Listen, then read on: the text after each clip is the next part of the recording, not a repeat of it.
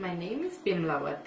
I am originally from the Fiji Islands and from Hindu background. I was the youngest of the three kids. My brother was 3 years older than me and my sister was 2 years older than me. I wasn't raised in a rich family but was brought up with lots of love and good culture. My parents worked very hard in the farm that my grandparents owned. While growing up, I saw my parents struggle lots to pay for our school and to give us everything we needed. We played with empty cans filled with dirt and used rocks as our baby. My brother will give me piggyback rides. My dad will have singing competition with me while my mom and sister will do the dishes. We also had some chicken, couple of goats, a horse and a cow for milk. I was my daddy's little girl. I used to love being outside with animals and eating fruits from the fruit trees. In school, I was very shy and always stayed away from trouble. I was never able to go in front of the class and speak. Once I was attending a wedding with my family and my aunt was getting all the kids to dance or sing for them. It was my turn to do it and I just couldn't do it. I was very scared and shy, so I started crying. My sister had an arranged marriage at the age of 20 and she was very happy with her husband and in-laws. Later, she had 2 daughters. In 1990, my mom's aunt brought a boy from Canada and his mom to my house to arrange my marriage with him. I wasn't too happy with the idea and my parents left it to me to decide. My mom's aunt convinced me that it's a good idea since my parents were not rich and that would help me in the future. I got married in a week since my husband had to go back to Canada in 2 weeks. I waited about a year to get my visa to come to Canada. I was the first in my family to go outside the country and it was very scary for my parents. I landed in Canada on December 19, 1991. My husband picked me up from the airport, took me to his parents' house and later told me he was going to his friend's house and left. He didn't come back for 2 weeks. Sweet Jesus, I'm only human. I'm just a woman. Help me believe in all I can be and all that I am. Show me the stairway I have to climb. Lord, for my sake, teach me to take one day at a time. His brother and cousin took me to apply for my social insurance number one day, and that's when they told me that he was living with another lady. I stayed with his parents for 2 months. Whenever my parents will call me, I will tell them Dave was away and was too afraid to let them know what was going on. I moved on my own after 2 months. That's when I told my parents what had happened here in Canada. I started doing really good on my own. I had 2 jobs, got my driver's license, and bought my first new car. In 1993, I met another man. He was very nice and caring at the beginning. I got pregnant and moved in with him. He started cheating and became abusive. I was laid off from work, so I took a computer course where I met a Christian lady named Ruth. She found out I was pregnant and didn't have any family here, so she wanted to do my baby shower. My mom was here for 3 months to help me with the baby. Ruth arranged the baby shower when Crystal was 2 months old. It was the very first time my mom and I ever went to a church. There were about 20 ladies there and I didn't know anyone except Ruth. They all brought beautiful gifts plus food to eat. Both of us were very surprised by the love we got from the people we didn't even know. Ruth was not able to attend Crystal's first birthday, so she brought her own cake and gifts the next week with a couple of other ladies and did the birthday. Ruth introduced me to an Indian pastor and his wife who did Indian service on Sunday evenings at her church. Sadly, Ruth is not with us anymore. She was killed in a car accident. I guess heaven was needing a hero, somebody just like you, brave enough to stand up for what you believe. I started having lots of problems with Crystal's dad, and he started getting too rough with Crystal too. I tried to go for counseling, but Crystal's dad didn't like the idea and things became worse. I left Crystal's dad a little bit after Crystal's first birthday. I started going to church on a regular basis. Crystal also loved being around other people and getting all the attention. I accepted Christ in my life and got baptized in 1998. Crystal was always excited to let everyone know that we were Christians. When we would travel to Fiji, she would ask people in front of her if they were Christians. I would always worry that they might be offended by it, but I guess she was too cute to offend them. Once, while we were waiting in the waiting area of the airport, there was an announcement on the speaker for Mr. Christian to come to the gate. Crystal, in her loud enough voice so everyone can hear her, said, "Let's go, Mommy, we are Christians." Everyone started laughing. The purpose of my life was raising Crystal the way I was raised, but always missed having the family for support. I would always rock her to sleep and sing songs to her. I spent all my time with her. I would just work part-time so that I didn't have to leave Crystal with babysitters. When she started high school, I went back to school to do a counseling course. For summer break, Crystal would go to Fiji and stay with my parents. When I finished my course in 1997, I took a temporary position where they needed me to take a Class 4 license, during which I had to go in for a full physical test. During the examination, my doctor found a lump on my left breast, and she told me not to worry about it. I was 38 and she said I was too young for anything to worry about. But still, she sent me for an ultrasound. When I went to church that evening, I just couldn't stop crying. And Crystal saw me crying, so she just started crying like a baby. Everyone at church told me not to worry about it because it could just be a cyst. That night, when I went to bed, I woke up with the verse, "For I know the plans I have for you, declares the Lord, plans to prosper you and not to harm you, plans to give you a hope and a future." Jeremiah 29:11. The ultrasound didn't find anything, so my doctor sent me for a needle biopsy. By this time it was summer, so I sent Crystal to Fiji for her school holidays, since she has been doing that for a few years.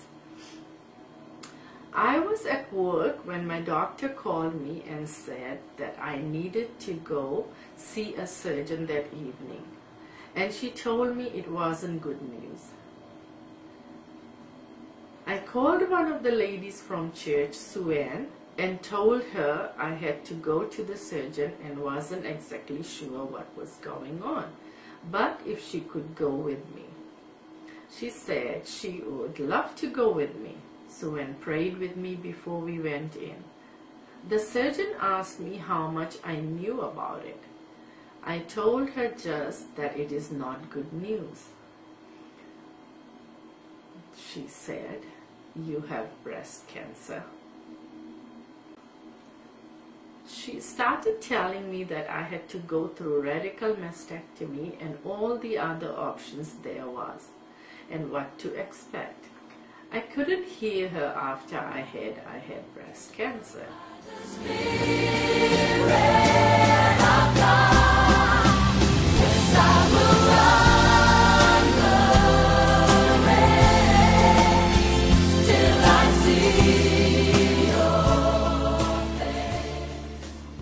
Sue-Ann was with me because she told me later what the surgeon was saying. Sue-Ann also mentioned that she would go with me to all the appointments from now onward, and she did. I had MRI, bone scans, x-rays, blood tests, and all sorts of things. When we had to fill in forms, she would tell me to write her down as my stepmom. She always made me laugh and not think of what was going on. It was a real blessing to have her with me at that time. I thought I should share a little bit of God's humor with you all. When I went in for my MRI, before they sent me in the big drum-like machine, they asked if I wanted to listen to music. I said yes and asked them to put on Christian station. As soon as they started the MRI, it sounded like they were beating drums on my head. It was very loud and it felt like it went on forever. So I tried my best to listen to the music instead of focusing on the drums, which was giving me a headache. To my surprise, the song that was being played on the radio was "Let It Be a Sweet, Sweet Sound in Your Ear." I just had to laugh at that. Take joy, my King, in what you hear.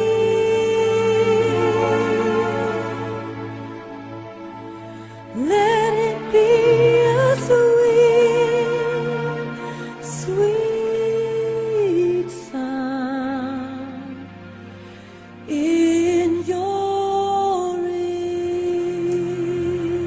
After 18 years, I came in contact with the guy I had an arranged marriage with. He started showing interest in me.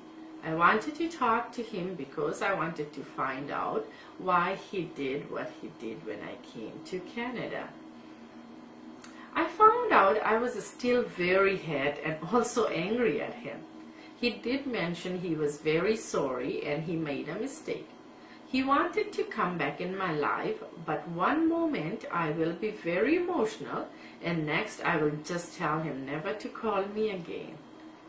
As soon as I found out I had cancer, I called him and told him about it, and I also told him that he was the reason why I had it, because if he didn't give me the stress in the first place, then I wouldn't have it.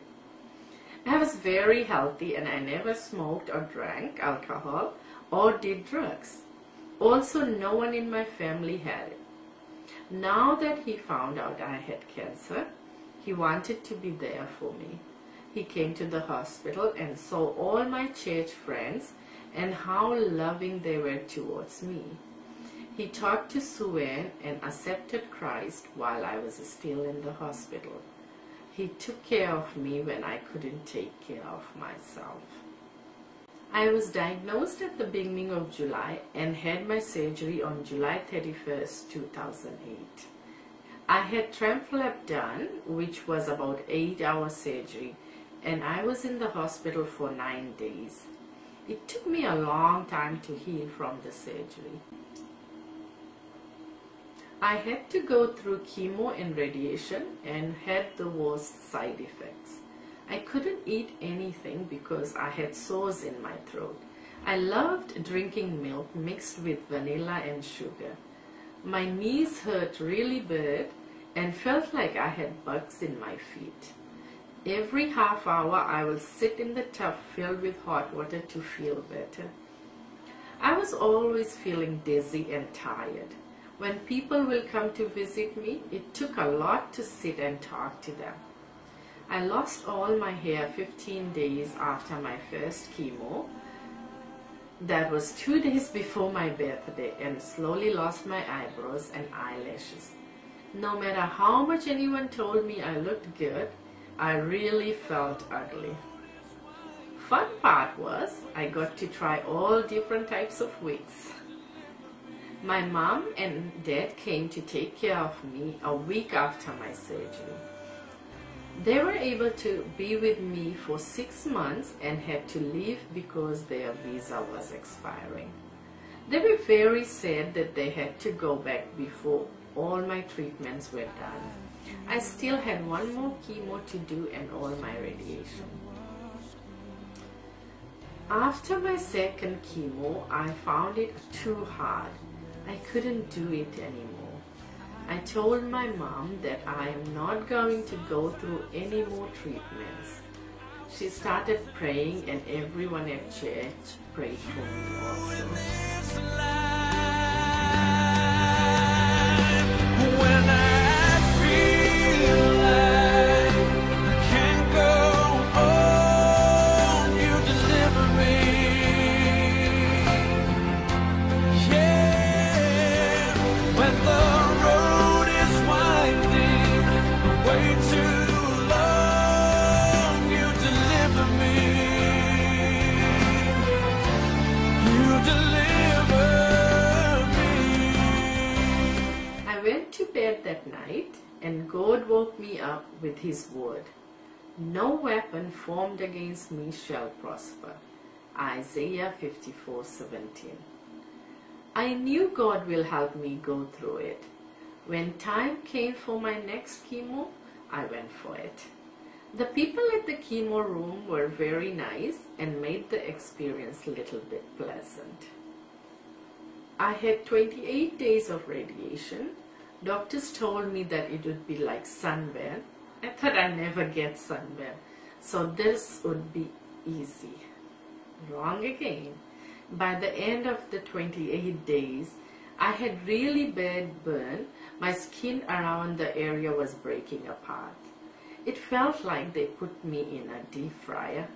It was very painful when my clothes would touch the skin. After chemo and radiation, they put me on tamoxifen, which really started bothering me. I was getting bad headaches, depressed, and paranoid. I stopped taking it for 2 weeks and went to the doctor to tell her I couldn't do it. She said that she's very sad for me because I had stage 3 cancer and in my lymph nodes, also very invasive kind, so it could come back within 5 years. They told me to start taking tamoxifen again and not to stop it. They gave me an antidepressant to calm my side effects. I took it for a couple of months and couldn't do it. I got into a bad car accident going down the hill. Just lost control. I had $17,000 damage on my vehicle, but there was no other cars involved and I didn't have any scratch on my body at all. It completely was a miracle. God usually talks to me when I'm sleeping. One night I had a dream I was healed, and I believe I am. Then all through Galilee, the sick and the diseased, He healed them all. Jesus hasn't changed. I stopped taking the medications and didn't tell my doctor for 6 months. When I told her after 6 months, she was upset at me, saying she is doing that for my own good and for my protection. Since that time, she wasn't very happy to see me. During the process, the people at work were very supportive and encouraging. They always told me I could come back to work whenever I'm ready. My position will always be there for me when I return. It was such a blessing to work for such a wonderful company. Once all my treatments were done, I returned to work. Now I thought I have a great testimony to tell everyone, and even wrote it up, but never really went in front of a church to say it. I did share it with few ladies during my Bible study group. But God wasn't done with me yet. Slowly things started falling between Dave and me. I couldn't trust him anymore.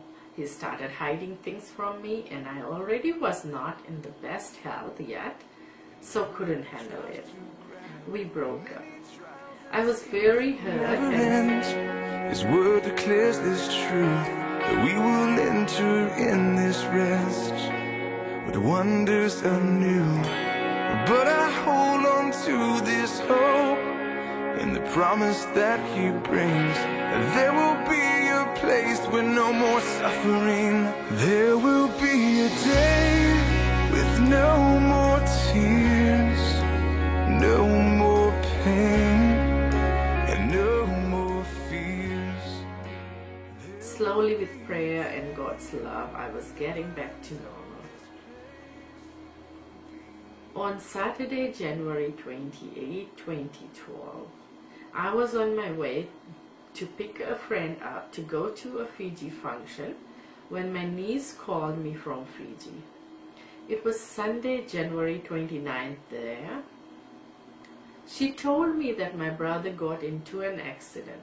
She said she is not sure how serious he is, but would let me know as soon as she finds out. I told my friend about it, and she came back to my place with me. In about half an hour, my sister called and started crying on the phone, saying my brother Ravi I is can not. stand on mountains. You raise me up to walk on stormy seas. I am strong when I am on your shoulders.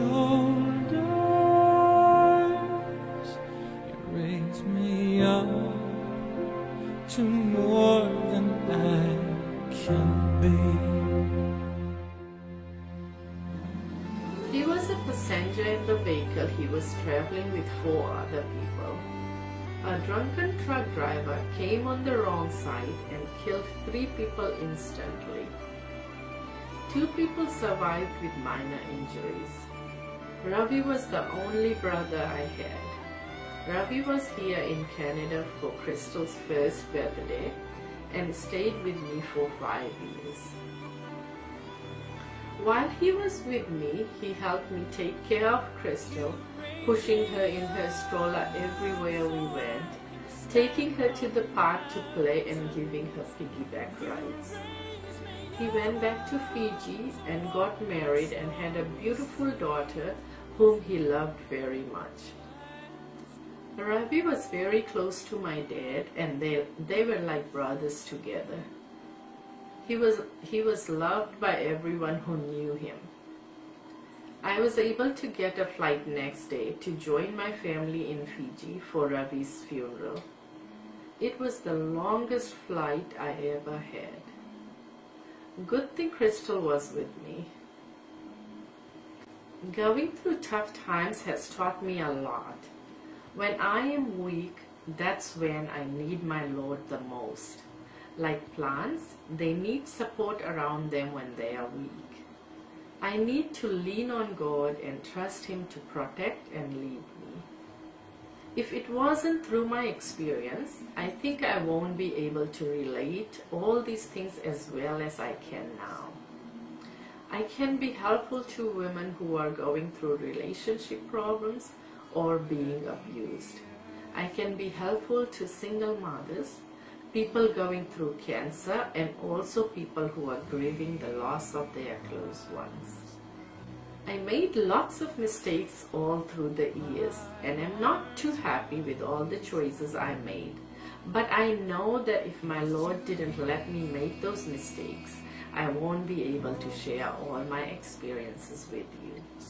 It's not that I was not tempted to fall back and give up, but God gave me the strength to go on. He knows what's best for me. I don't think I was ever this content in life and trusted God as much as I do now. Now I ask Jesus to take hold of my life, do as He pleases. I'm ready to do what He wants me to do. Some of the songs that are playing in here helped me through my hardest times. Set apart for you. Be more loved than I am right now. Wasn't holding you up, so there's nothing I can do. Today is March 6, 2022, and I'd like to share what God has done in my life since I shared the last testimony. God has done some amazing things in my life, and I'm really excited to share with you all. One day I had a call from Fiji radio station asking me to host a radio show. I told them I'm not able to do it because I get very nervous, but then they kept on asking me, saying that no, you will be able to do it. So I remembered I have been praying for boldness all this time. So I told them I will pray about it and let them know. I decided to join them, and I surprised myself. I never knew I would enjoy something like that, but God did. God answers prayers in all different ways. We don't know how He will answer our prayers.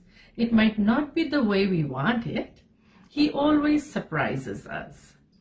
After being with the Fiji radio station for 5 years, during COVID in 2020, I opened my own Facebook radio page and named it Radio Kushi or Asha, which means joy and hope. Since then, I have been hosting Facebook live shows on it. I have done interviews and different people have shared their testimonies. I have a couple of other people doing live music shows on it, and one Fiji pastor doing live worship service once a week. I still work with adults with development disability, and I have recently been recognized for 15-year dedicated service with the company. I also work as a women's support worker. I have also been co-facilitating Grief Share Group. God has really blessed me with these amazing jobs that I feel fulfilled and very blessed. When I look back at my life, I wouldn't change a thing. God has given me these experiences so that I can be useful to others. I have scars that I would have never showed anyone before, but now I can show it to everyone, saying this is what I have been through and what God has brought me out of. He has taken a miry clay and turned it into something useful. Someone who was so shy and quiet now is able to go in front of people and talk. I still get nervous, but I do it anyways. Through it all, I also gained so much faith. I trust God. Through my storms, I trust God in my little things. I trust God when I don't know what my tomorrow holds. I trust God it will be better than yesterday. It will be better than today, and it will be better than now. He has brought me this far not to go back. He has brought me this far to keep on going. Our Lord God is a miracle working God. He is a powerful God. God has been really using me in different places. Without my life experiences and my background, I won't be that useful. I have so much compassion for different groups of people, and I understand them better because I myself have experienced it in my life. I also have shared my testimony with different people. Some were surprised to find out what I have been through. They said they could never tell because I always have this smile on my face. Through God's grace, I am able to smile and have God's joy and peace. If He